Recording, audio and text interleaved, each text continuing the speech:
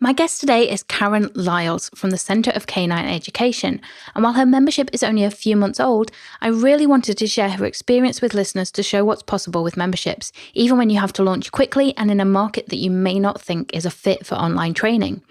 Because when COVID-19 first hit earlier this year, Caryn could have easily thought the worst when she had to close her brick-and-mortar dog training business down overnight. Instead, she chose to pivot quickly to an online membership model for both her existing clients and a wider audience as well. And it's been such a success that she isn't even sure if she'll open up her physical business again. I loved talking with Caryn about her journey and how the membership has, quite literally, been life-changing for her, giving her more time, less stress, and a better work-life balance than she thought possible. So, without further ado, here's Behind the Membership Season 4, Episode 3. Welcome to Behind the Membership with Callie Willows. Real people, real stories, real memberships. Today, I'm joined on the show by Caryn Liles from the Centre of Canine Education. Thank you so much for joining me on the show today, Caryn, and I'm really looking forward to chatting with you about all things membership. Thanks for having me. To get us started, I like to get my guests to tell us a little bit about your membership first. So, who's it for? What kind of thing does it offer? Sure. So our membership is a dog training and behavior modification membership, and it's geared towards just average pet dog guardians. And we cover everything from pre-adoption planning through puppyhood and adolescence, all the way up through really complex behavior challenges into, senior and geriatric. Oh, awesome. So a whole spectrum then. And that's for end customers. It's not for kind of other dog trainers and things like that. It's for people adopting dogs themselves. Exactly. Awesome. And so when did you actually launch the membership? So I started building the membership early on this year, so January or so, and I wasn't sure why I was building it. I just sort of felt some kind of a need, and by March, I realized what that need was, and it was good old COVID.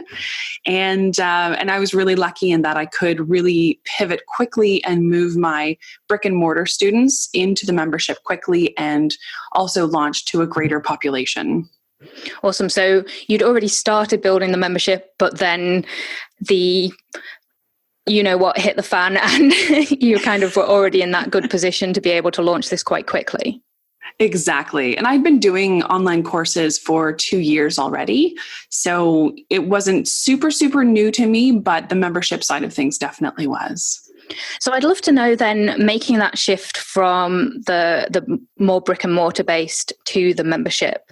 Now, obviously, a lot of that was kind of instigated by events and things closing down, or in-person work closing down. But did you find that you had any pushback from your audience on doing that, or were they actually quite appreciative of the fact that they could now do this online experience instead?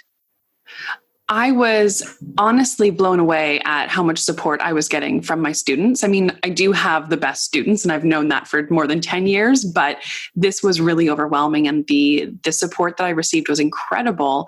I think I only had about 5 requests for refunds, and they were, for the most part, very understanding in the sense that they were willing to wait until later in the summer until we figured out what was really happening. So that was refunds for your in-person services? Exactly. Okay. And so with your in-person clients, did you kind of grandfather them into the membership, or was that a separate offer to them?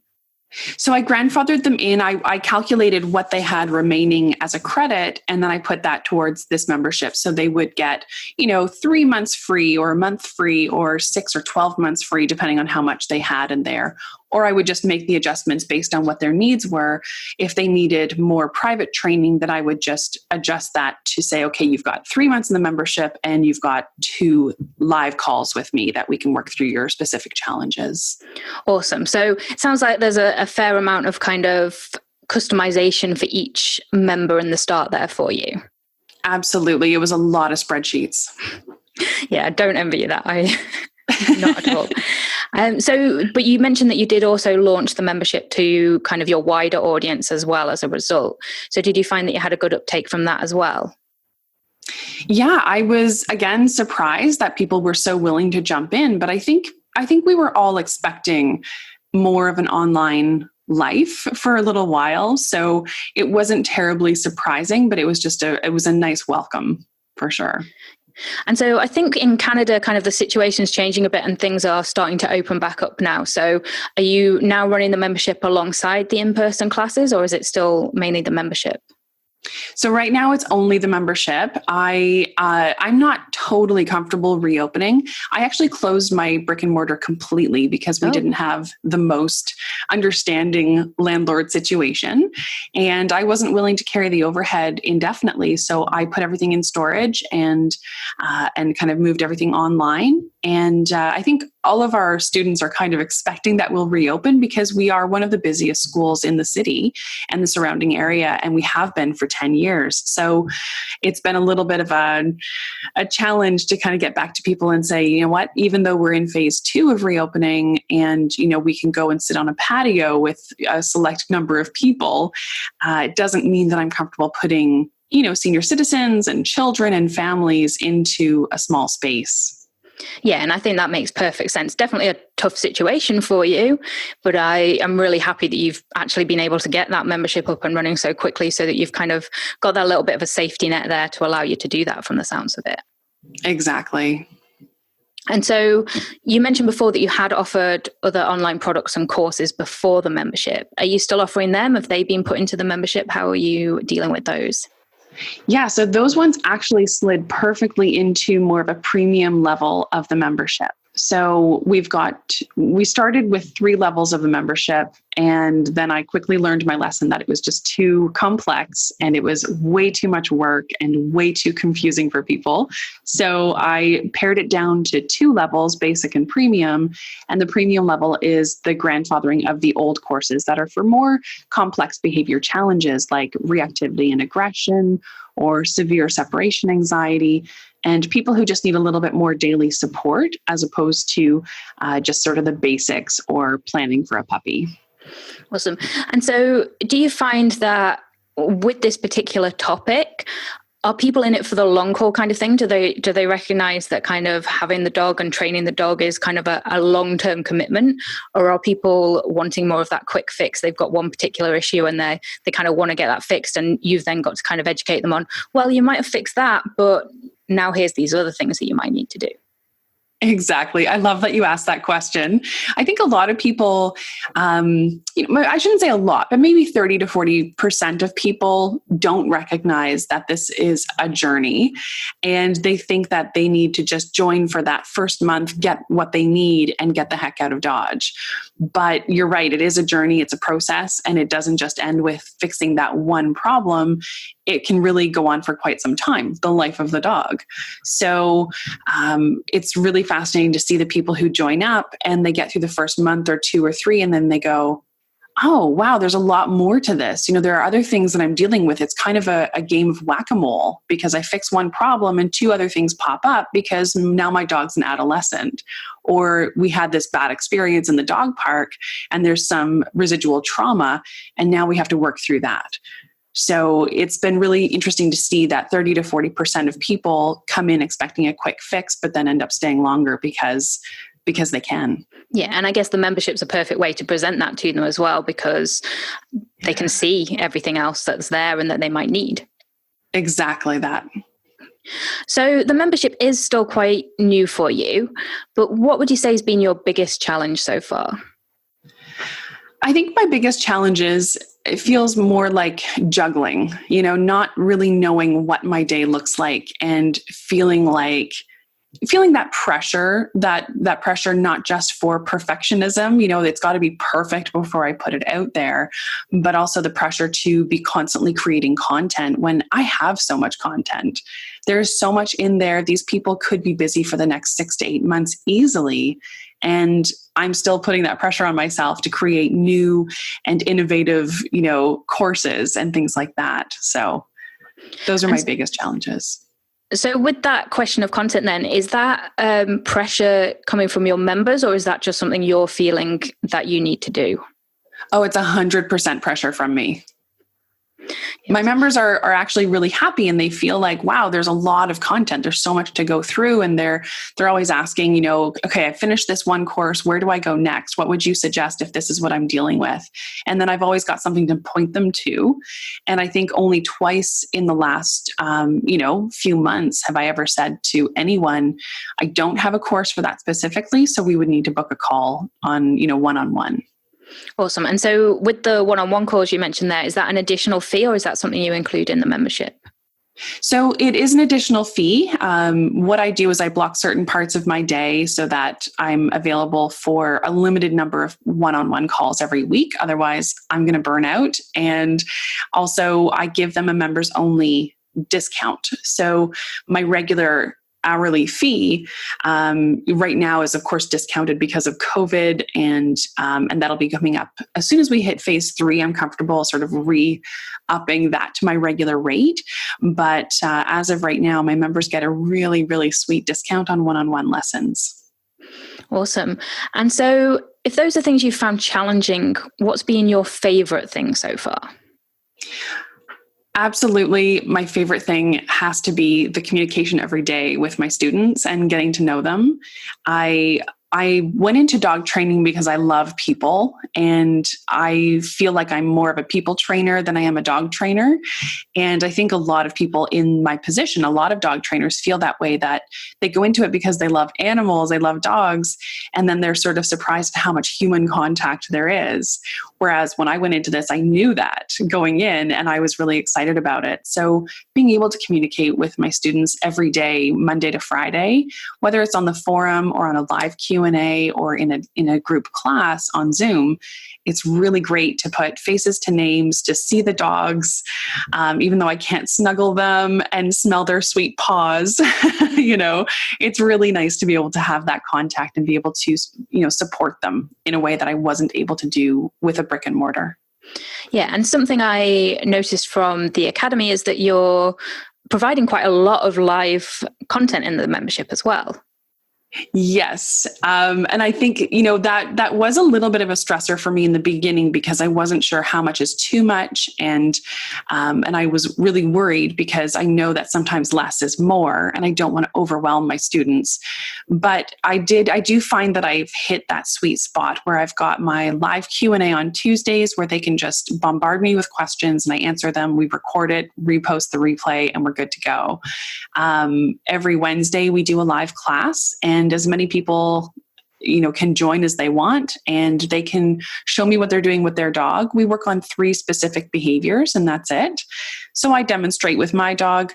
I've got a bit of a studio set up, which is really nice and easy. And then I come back to the video and they practice, and I give them feedback. And so it's a nice balance because I'm in and out of the forum Monday to Friday, and then I'm live twice a week with them to really give them that live feedback that they need. And I don't find it terribly overwhelming. There's not a lot of planning that I need to do because I've been doing it for 10 years. Yeah. And so are you finding that your members are actually really liking that option for the live feedback? Is that a case of using Zoom and they can kind of show you how they're working with the dog and you can give feedback that way? Absolutely. It's really nice because I can help them with their timing or their mechanics. I can give them a heads up like, oh, your dog's showing some stress signals right now, so we need to back off a little bit, give them a little bit of space and time, and let's come back and try it again. Or, the angle that you're working at is, causing you to lean over your dog, whatever it is that I can actually see them over Zoom as opposed to coaching them over the phone, for example, or trying to give feedback blindly. I love that. It's something that I would never think of necessarily being, I can't think of the right way to put it, but that kind of really recreating more of an in-person experience as much as possible. And in fact, probably better because people are in their own home and more relaxed, I would imagine as well. Yeah. And it's amazing what happens with the dogs as well, because in a brick and mortar, in a group dog training class, the dogs are excited, right? Their buddies are everywhere. Everyone's got meatballs and cheese in their treat pouches, and there's noise and there's excitement. And then, of course, the instructors are the most amazing, Pez dispensing machines on the planet. So the dogs get really overstimulated and really excited. And in their home environment, they're super relaxed.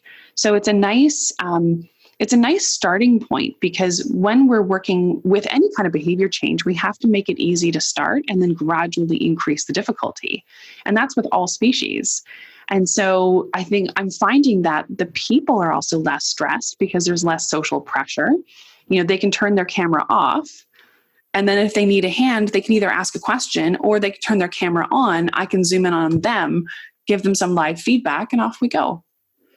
That sounds awesome. As an introvert, that sounds my idea of heaven over going to a group class, to be honest. We cater to both introverts and extroverts. Yeah, perfect. So let's talk tactics now then. What are you finding has been working well for you when it comes to actually attracting new members? So I'm really lucky in the sense that I still have a really, really wild presence in the city of Toronto. People still know our name, and there's that ghost of our brick and mortar that's still there. People talk about us in the dog parks and in their play groups and at daycare and things like that. So I think that's a really big part of, the word of mouth is huge.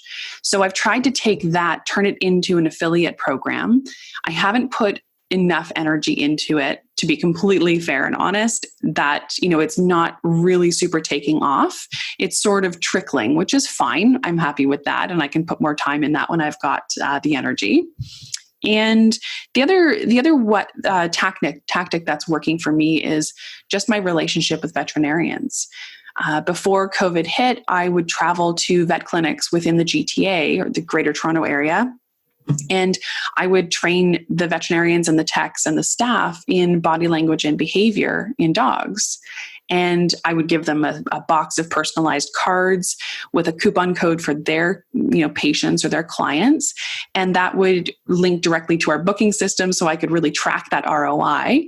And I had some of these things in place for many years before this. So all of those things are still paying off, which is nice. But I am getting worried that as time goes on and I don't have a brick and mortar, how active is that tactic going to be, in another 3 or 6 months? Yeah. So it sounds like most of your members are still local to you then. Yeah, I would say that most of them are, maybe 80 to 85% of them are local.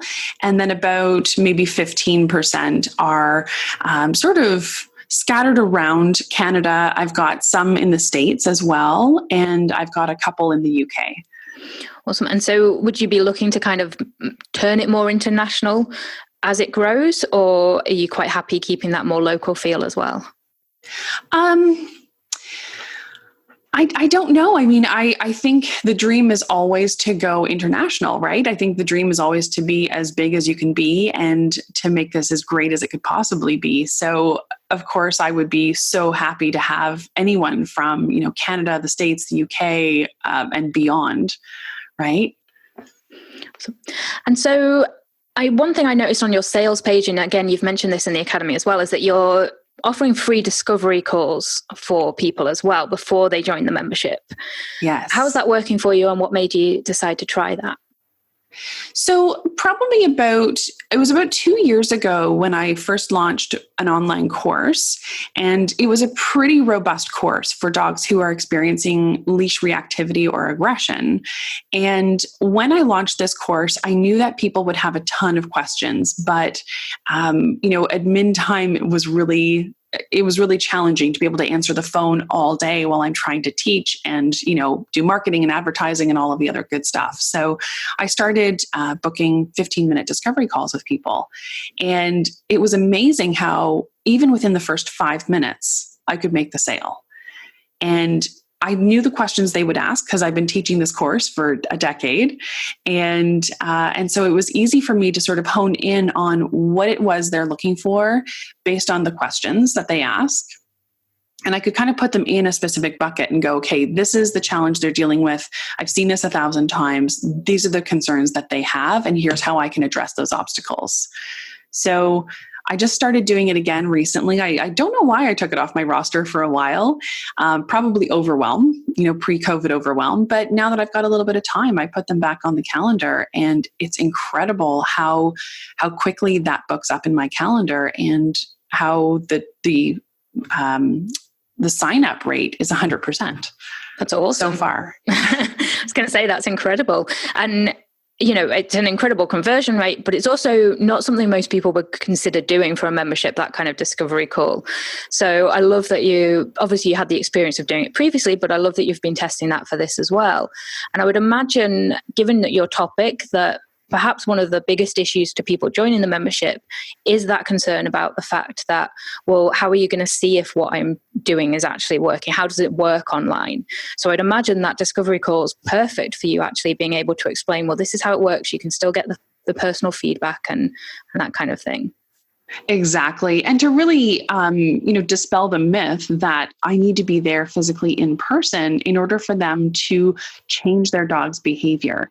99.9% of dog training can be done from absolutely anywhere with just a little bit of coaching. And if you've got good visuals and if you can describe things really, really clearly and easily and simplify them, it doesn't have to be really complex. It doesn't have to be brain surgery. And to be able to follow up with good resources to support them as they work through that behavior change. Now, yes, there are some situations where I would much rather be there in person. And when that happens, I can either, set a time to go and do a social distancing session in the backyard if need be, or I can refer to a colleague that I know and trust who is working in their area. Awesome. And so the other thing I wanted to talk about with getting the members side of things was your pricing structure. So I know you use a little bit of a different pricing structure to the majority of memberships out there, where you kind of have a higher fee for the first 3 months, and then you drop down to that much, much lower monthly fee. So what was the basis for that pricing structure? So pricing, I think, was the biggest hurdle that I had when I started this process. And I struggled with it for quite some time. And even now, I still question it. It is something that I'm still sort of throwing around and playing with and thinking, should I just up it to, a flat fee of like, $40 or $50 a month and then move on from there. But I do feel like because they get so much of me live every week, it would be really easy for them to take the first month and then go, okay, got what I need. Thanks. I don't need any more. And I know that's always a concern that people have. And it's not always realistic, I think, in a lot of memberships, because a lot of memberships don't have a ton of live stuff happening every week. It's easy for them to say, it's fine. If you do take the first month and you take off, that's okay. But I really need these people to commit to a time frame. And so that's why I stuck with 3 months in advance, just to get that upfront commitment. It's very reasonable in comparison to a lot of dog training class formats that are out there. So most of the time you'll find, 6 classes are anywhere from $150 to $297, right? For those 6 classes. And so I think people see that that's right in the middle and maybe on the low end, and they're comfortable committing to that for a good 3 months with what they get. And then presumably as well, because if I remember off the top of my head, the monthly pricing after that is $19 or $29, depending on the membership level. So that presumably then seems kind of like a no-brainer price to carry on in order to get that support ongoing. Exactly that. And that's what I tell people in our discovery calls. I'm like, you know what, you can leave after the first 3 months if that's what you want. There's no pressure. You can cancel anytime. But for $19 a month, it is a no-brainer. Where else are you going to find a dog trainer, a certified, qualified dog trainer who is totally science-based and doesn't support, silly gimmicks out there, someone who has studied psychology and animal behavior for $19 a month? You've got a trainer on call. It would be crazy not to take advantage of it. Yeah. And so this might not be something that you've come across yet, given how young the membership is. But what's your plan with if somebody does cancel and then come back? Would they still pay the 3 months upfront again, or would they go straight to monthly payments in that case?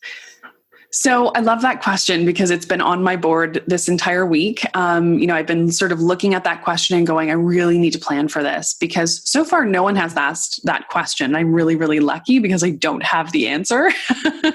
But, I think that based on the fact that when they come in, there is so much content. And if they were to come back, I don't think it would make sense to charge another registration fee. But I do have to recognize that it's really easy for people to sort of come and go and come and go. And I don't want to make it super, super easy for that to happen in this case where there's so much live support. So it's really, I do have to find a good balance there where maybe there's just like a re-up registration fee as opposed to, the full registration fee. Yeah. Yeah. And so if those are the kind of things that you're doing to market the site, get new members, what are you focusing on when it comes to retention and keeping your members happy and sticking around? So that's the part that I actually don't feel any stress about, to be completely honest. I do send out a fairly regular email to everyone to say, here's what's been happening. Here are the new things that have been added. Or, I spruced up this course. There's more video content and there are some downloadables and things like that. And I think just keeping them in the loop as far as what I'm doing to help support them through this journey. The other thing that I do is I do one live webinar every month and it's open to the public. And, I charge $25 for it, which is, pretty great for an hour and a half webinar, I would say. And again, COVID pricing. And my members don't pay for it. It's part of their membership fee. And so that's another big selling point and it's another big retention point because they're going to want to come to that webinar, but they could pay $25 for it as a non-member, or they could pay $19 and get an entire month of support as well. So I've kind of adjusted things in that way to make it, like you said, a no-brainer to stick around. Yeah. So moving forward, when you either reopen things or you're expanding what you're doing, is your goal that the membership is essentially going to become the focus of the business? So things like the extra workshops and webinars you're doing, they'll always be an added benefit for members? Or would you be separating things out a bit further as things grow, do you think? Yeah, I mean, it's so tough to know what the future holds. I mean, do I want to reopen a brick and mortar? I ask myself that question every day because the overhead it's obscene in Toronto. It's so expensive. And, having instructors and staff and cleaning and all of that stuff, it's a big responsibility. And if we can keep going with a membership, why would we need to do that when there are other people out there who are doing great jobs with their brick and mortars, and I could just send them there if they need in-person training. But I feel like this is kind of the way of the future in a lot of ways. There's always going to be a need for puppy socialization classes. There's always going to be a need for hands-on dog training. But I think, at this exact moment on this day, I'm kind of feeling like there's really no need for me to go backwards and to reopen and get that overhead, but more so just focus on the membership and keep growing it. Awesome. And yeah, definitely you can't really compare the overheads of a membership to a brick and mortar business, really. Exactly. So shifting gears a little bit then, let's actually talk about life as a membership site owner. How are you finding things so far? I love it. I'm not going to lie. I feel like I am so much less stressed than I was with a brick and mortar, which is really exciting. That's amazing. I have totally figured out work-life balance. I understand why people take weekends off, which is something I've never done in my entire career as a dog trainer. I have worked 7 days a week, 18 hours a day. I just go until I crash, and this has provided me with a work-life balance where I can go and spend time with my dog. We can take longer walks. We can go on hikes. We can, do all of these things. I can visit family and friends outside of COVID. There's so much that I can do that I couldn't do before. And so that freedom has been incredible because I can check in from my phone. I can be sitting in a parking lot and, checking in on the forum and answering questions, and then, head out to do my grocery shopping or whatever it is. So I think that part of it is really amazing. But the other side of it is that is a creative outlet. I'm such a nerd. I used to code websites from the ground up. And so this has been sort of scratching that itch for me where I can kind of nerd out on the software and get back into it. I'm a little rusty, but I'm really enjoying it. Awesome. And so has anything actually surprised you about being a membership site owner or running the membership site? Oh, good question. I feel like it's all been surprising. I just sort of, in the beginning, I think I doubted that this would fit my industry. You know what I mean? I kept thinking, well, I need to be a life coach, or I need to be, some sort of a business related business, if that makes any sense. And I need to be providing a service or a product that helps people make money. And that's the way I had perceived memberships up until this point. And when I started doing this and I realized, I can have a service-based membership.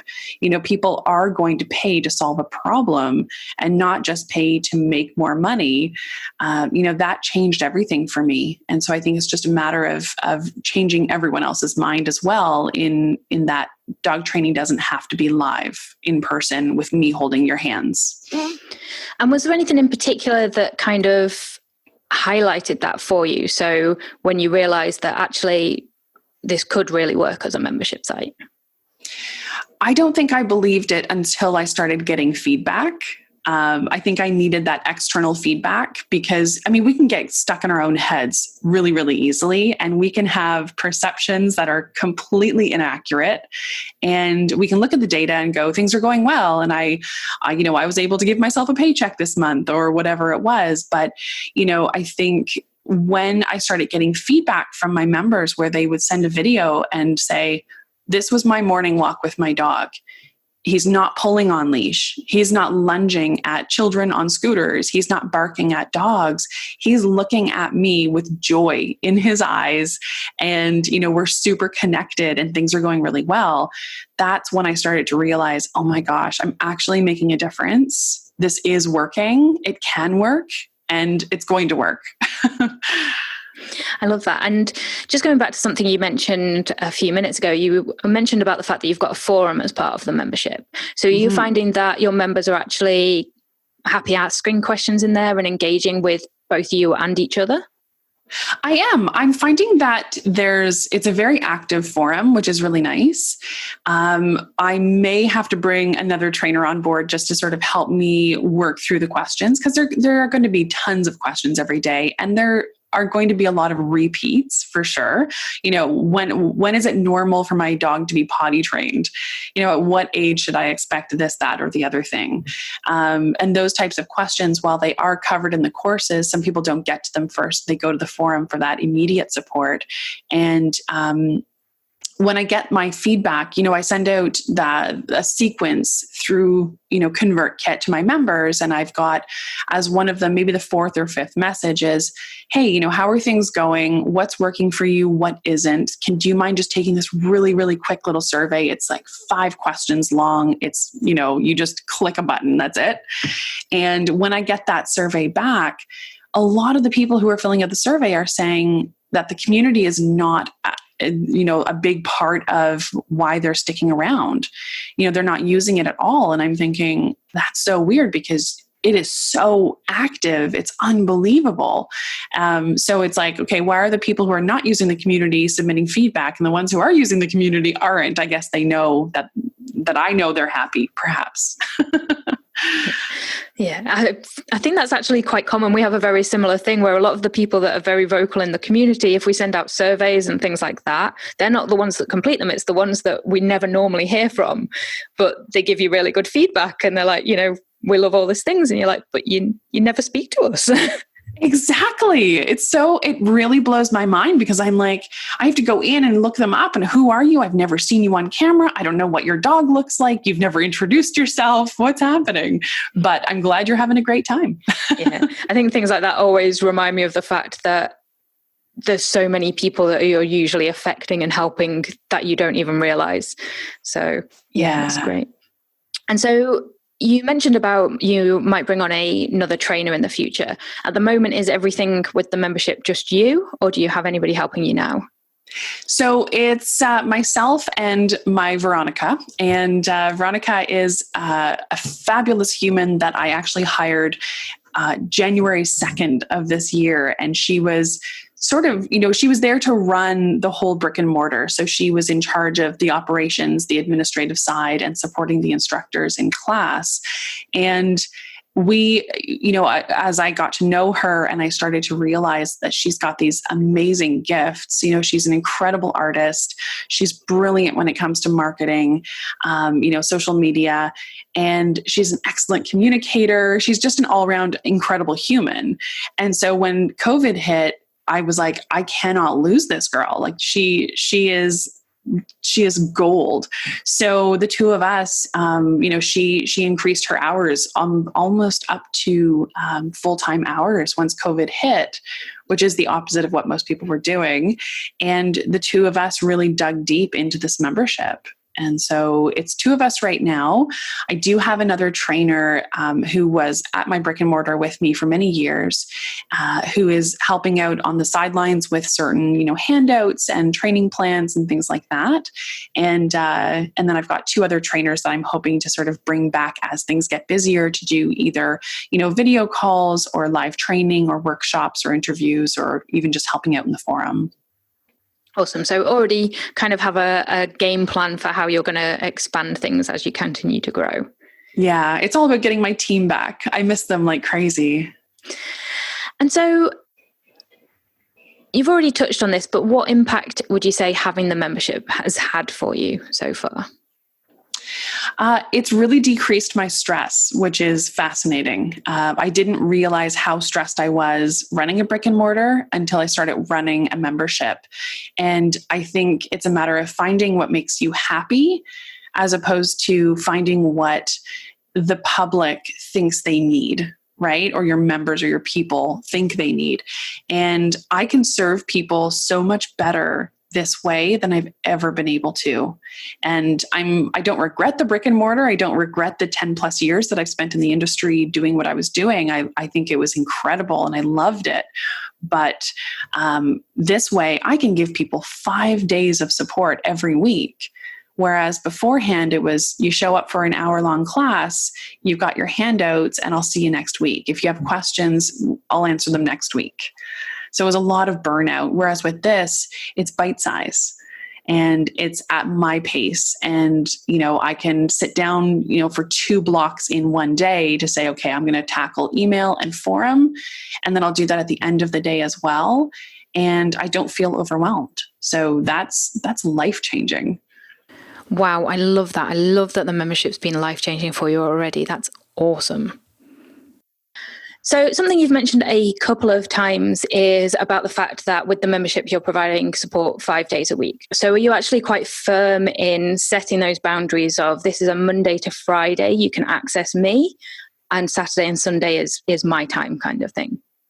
It is. And this is, this conversation with you, Kelly, is so well timed because, as of right now, the weekend that just passed was the first weekend that I have honestly taken off in, I don't know how long, it might be years, right? So my last vacation was 2014, and that's probably the last time that I unplugged.